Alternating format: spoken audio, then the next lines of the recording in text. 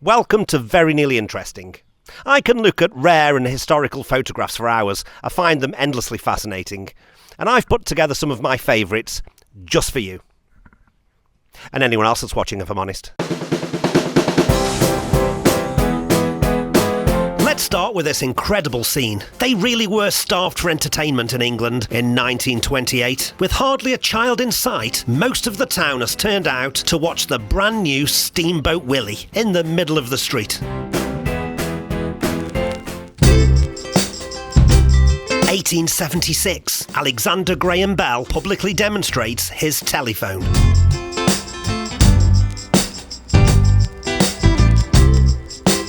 1926, London. John Logie Baird demonstrates the world's first television. The Baird Televisor.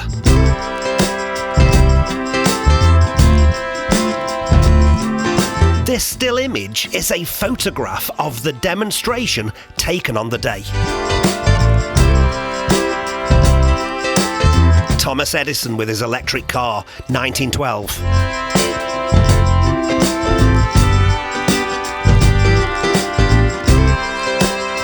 He only ever had 3 made. They never went into full production.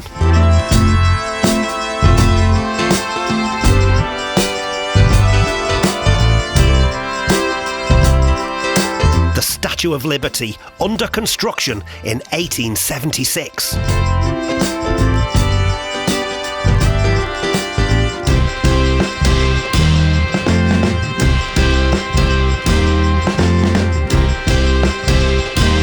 Parts of it were displayed in Paris before it was disassembled in crates and shipped across the Atlantic.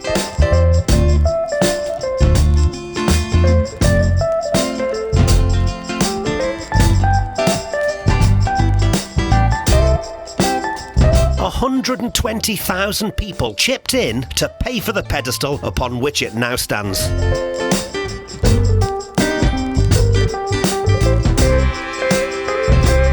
The SS Langley, 1928, the USA's first aircraft carrier. It was converted from a coal cargo ship.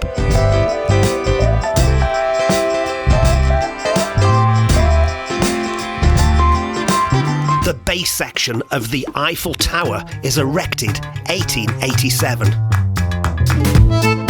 Work continued throughout 1888 and it was ready for the World's Fair of 1889. It was scheduled to be dismantled by 1909. It's now a UNESCO World Heritage Site, and to this day, it's the second tallest freestanding structure in all of France. Montparnasse Station, France, 1895.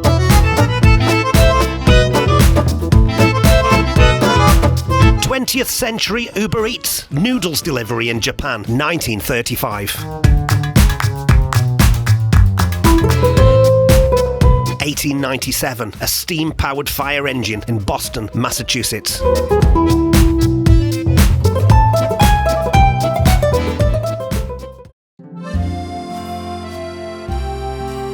A little bit of snow isn't going to trouble these Idahoans from getting to where they need to be in 1952. It won't trouble these New Yorkers either from 1900.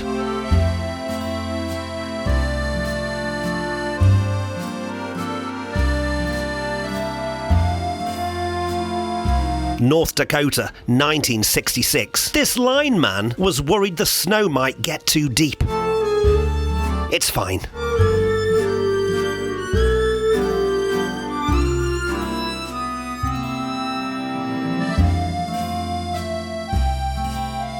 Conrad Veidt from the 1928 film The Man Who Laughs, the inspiration for the Joker. 1942, England. She'll worry about the bomb damage later. She's got other things on her mind today.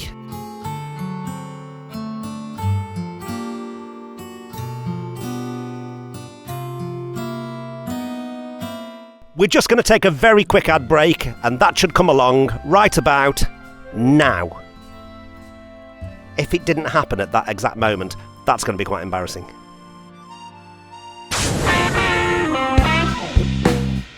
London, 1929. They're taking a well-earned but perilous rest.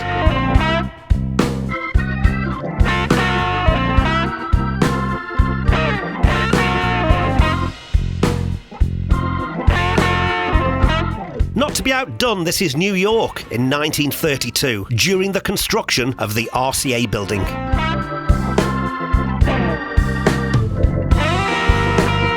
(1895), the construction of Tower Bridge. Over the Thames in London.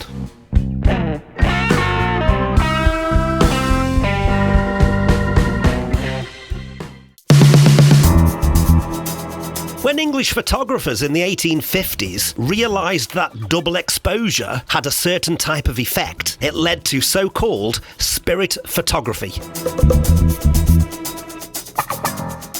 Sunset Boulevard, 1911.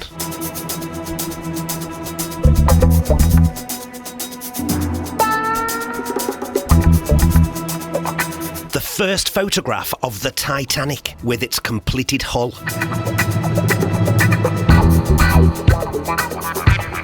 The Titanic, April the 10th, 1912, docked in Southampton, England.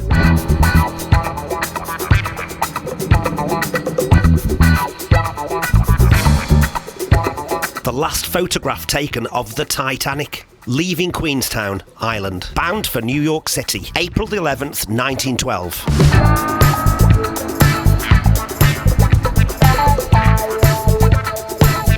1929, London. This window tapper makes sure everyone's on time for their shift. Who wakes him up, I wonder?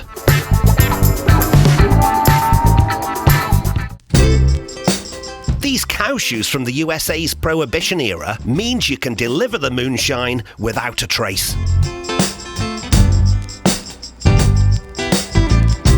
The Wall Street stock market crash. He's only asking for what's his.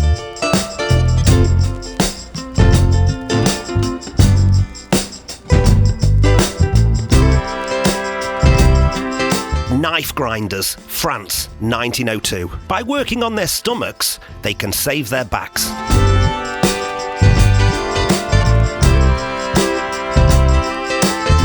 Kent, England, 1943. A little boy enjoys an ice cream. Sat on a washed-up mine.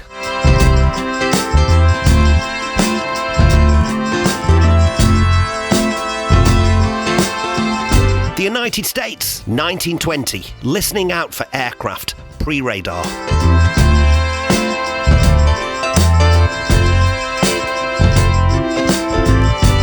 New York City at the turn of the 20th century.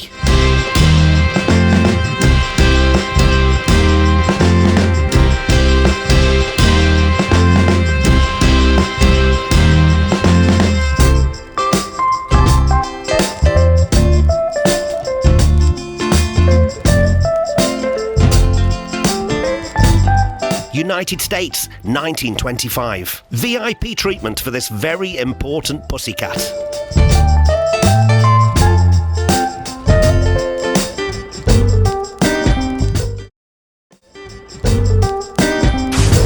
A rare candid photograph of Abraham Lincoln.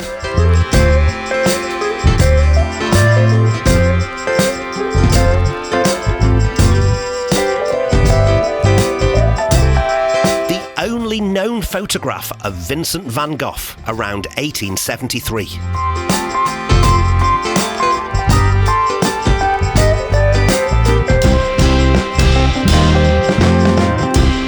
The top of the Empire State Building, 1934.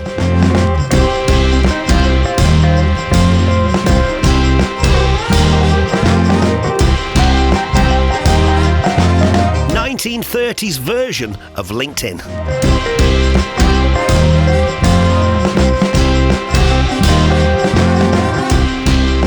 Nikola Tesla, Colorado Springs, 1899. He's calmly reading his book whilst a huge bolt of electricity is generated from his magnifying transmitter. It was a promotional stunt. Tesla was placed there afterwards by means of double exposure. United States, 1912. Testing football helmets.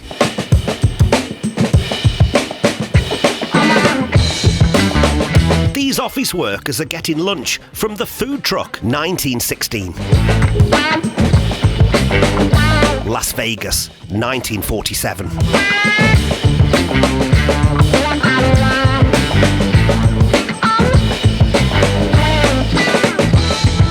The Antarctic, 1911. The photograph is taken from a grotto inside an iceberg. 1930, Rio de Janeiro, erecting the Christ the Redeemer statue.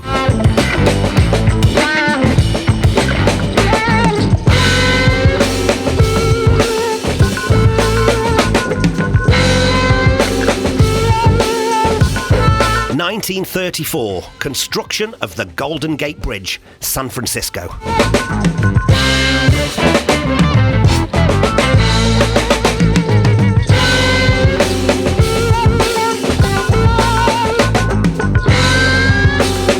London, 1940.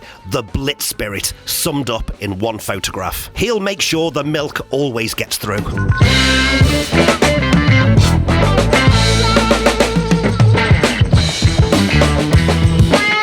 Boston, 1860. The world's first aerial photograph, taken from a hot air balloon. In this next section of the video, I'm going to share with you the world's oldest photographs and videos. It's our earliest view of humanity, starting with the world's first selfie.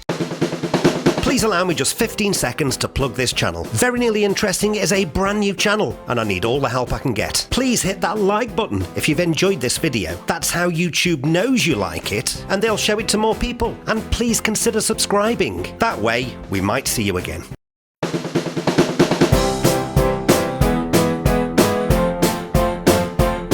The world's first selfie was taken by this man, Robert Cornelius. He's pictured here in 1876, aged 67. He was an American photographer and lamp manufacturer. In 1840, he set up one of the world's first photographic studios here in Philadelphia, where he became a pioneer in reducing exposure times, building on the successes of Louis Daguerre. This is the view from his studio on 8th and Market Street in Philadelphia, and here's some photographs that he took from there. All of these people are amongst the very first people ever to be photographed in the world, including this terrifying man. What on earth happened to him? But he's most remembered for this photograph that he took of himself in 1839. It's generally accepted as the earliest photographic self-portrait and possibly even the earliest ever photographic portrait, period. Louis Daguerre had only just completed his first successful photographs using his new daguerreotype technique just 12 months earlier. And here's Robert Cornelius turning the camera on himself to make the world's first selfie. There are other claims that exist for the first photographic portrait, but this is the one with irrefutable evidence and provenance. He's a handsome 30-year-old young man here in 1839, making human and photographic history. Incredibly, you're looking at a selfie here of a man who was born in 1809. This is a photograph of Catherine Dorothy Draper, taken in approximately 1891 at the age of 84. She was born in England in 1807 and she moved to the States in 1832. She and her family settled in Virginia. She was an artist, a teacher and a chemist who never married and died in 1901 at the age of 94. This is a photograph of Catherine 51 years earlier as a beautiful 33-year-old. This photograph vies with Cornelius's portrait as the first ever portrait. It's not a selfie though, it was taken by her brother, John William Draper, who, like Robert Cornelius, helped to develop portrait photography as a thriving business. He got the exposure time down to 65 seconds. Catherine had to sit for that period of time, motionless and without blinking, with her face covered in flour for increased contrast. Apparently, he'd taken portraits before this one of his female assistant, which is now, sadly, lost to time. We can say that this is one of the very earliest ever portraits of a human being in the world, and possibly the first portrait of a female to be taken in the United States. Thanks to her pioneering brother, Catherine Dorothy Draper will be forever known as one of the very first human beings ever to be photographed.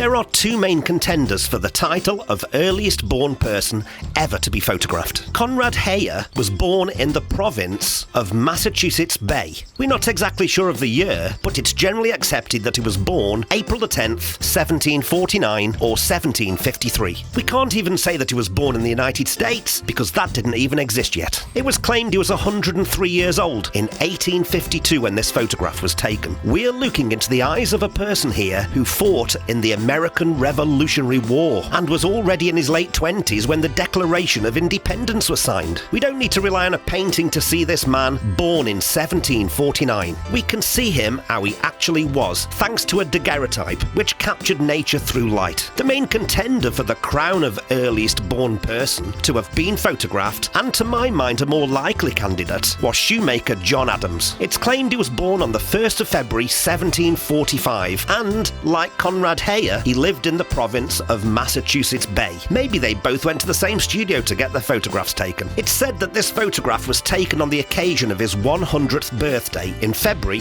1845. If his birth year is to be believed, then he does steal Conrad Heyer's crown by at least 4 years.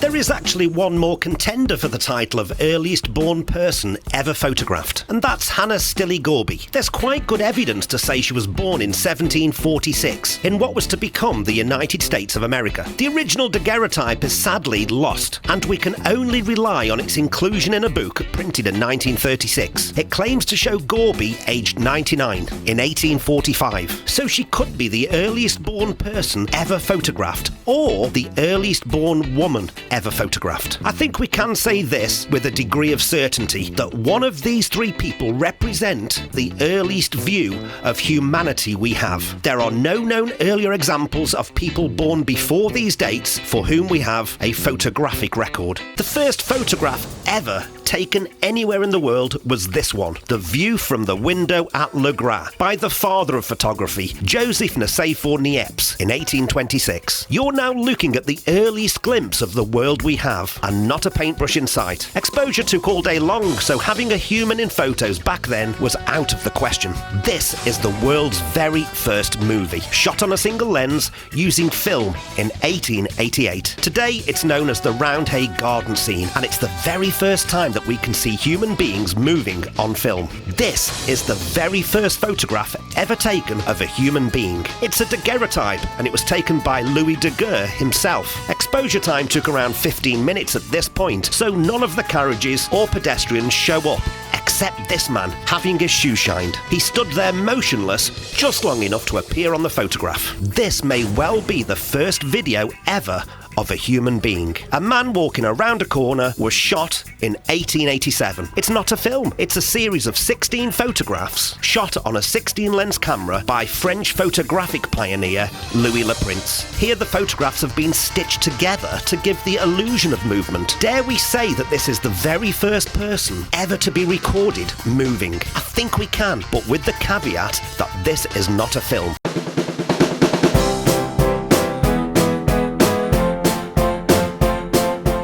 Prince wasn't the only person experimenting with rapid-fire photography to create the illusion of movement. The earliest pioneer of it was the decidedly strange and eccentric Edward Muybridge. His actual name was Edward Muggeridge, but he clearly decided that that was not exotic enough. He was probably the first person to make images move, using a technique which at the time was called chronophotography. Still photographs taken so quickly that they could record motion through the passage of time. Chrono comes from the word chronos, Greek for time. Muybridge had been experimenting for 10 years with chronophotography. His earliest efforts did look good, but lacked definition, and were barely better than silhouettes. In 1887, though, he produced his defining work, which caused genuine shock and astonishment at the time. His Horse in Motion, made in 1887, was made using 24 cameras and a tripwire. The horses themselves were firing the cameras. This isn't a film, but it's definitely a moving image. This jockey, a man walking around a corner corner, this couple, or indeed any of Muybridge's 1887 subjects, could lay claim to being the very first animated human in the world. Muybridge lived an unconventional life and had a CV which included shooting his wife's lover and then subsequently getting away with murder at trial. He can claim, however, to be one of the very first people who started to get pictures moving.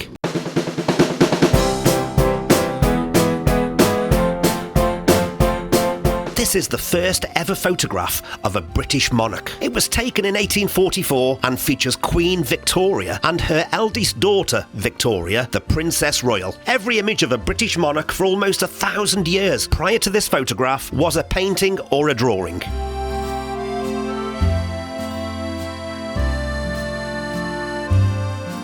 This is a painting of John Quincy Adams. He's the 6th president of the United States of America. It would take 10 presidencies after him before we get to Abraham Lincoln, but he's the first president where we can know exactly what he looked like. This is the earliest known photograph of an American president. It was taken in March 1843 when Adams was 75 years old, 14 years after his presidency. Speaking of Abraham Lincoln, here he is as a young man in 1846. He'd just been elected as a congressman and obviously thought he'd take advantage of this wonderful new invention, the daguerreotype photograph. The first durable colour photograph was taken in 1861 by Scottish physicist James Clerk Maxwell. He photographed this ribbon 3 times, each with a different coloured filter. When the 3 images were superimposed onto a screen, it formed a full colour image. Those 3 plates are still kept in a small museum in Edinburgh, in the house that he was born in. Some say that this photograph was the world's first photograph, again taken by Joseph Nicéphore Niepce. It was taken in 1825, a year before the view from the window at Le Gras. But this image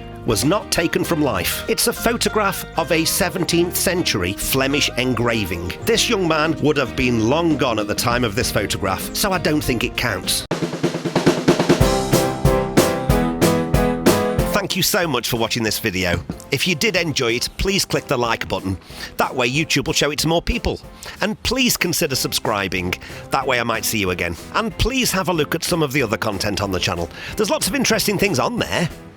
Well, very nearly interesting.